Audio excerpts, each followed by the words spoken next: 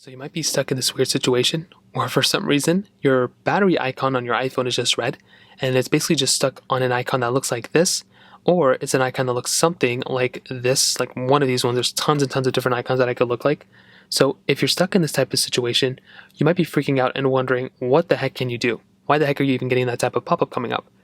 Now, the main reason why this pop-up comes up is because your iPhone, it doesn't have any battery life left in it at all.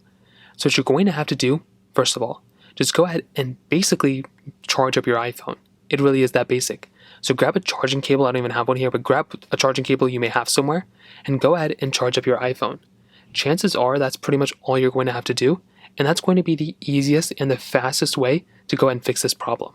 I've been having these types of problems for so long, and typically, like I said, the easiest way to go ahead and fix this problem is by going through and just like how I mentioned here, swipe, basically charge up your iPhone, and that's basically how to fix it. Now you can also try going through and making sure your iPhone is completely plugged in, making sure the charging cable you're using is completely working. But also, if for some reason the charging cable isn't working, or if your iPhone's charging port isn't working, try going through and actually, just charging up your iPhone via wireless charging if it supports it. That's another thing that can possibly end up fixing the problem for you too. And I've seen that happen time and time again. And I'd probably recommend you to do that as well, because that can end up fixing it for you. Now, if that still doesn't work, you might want to try going through and let your iPhone charge there for a long period of time. I'm not talking a few minutes, I'm probably talking a few hours.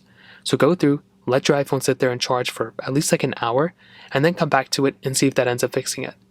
Like I mentioned, for a lot of people out there, that may have ended up fixing it, and that might be another thing you may want to try doing. If that still doesn't work, you can try doing, just basically like a standard restart.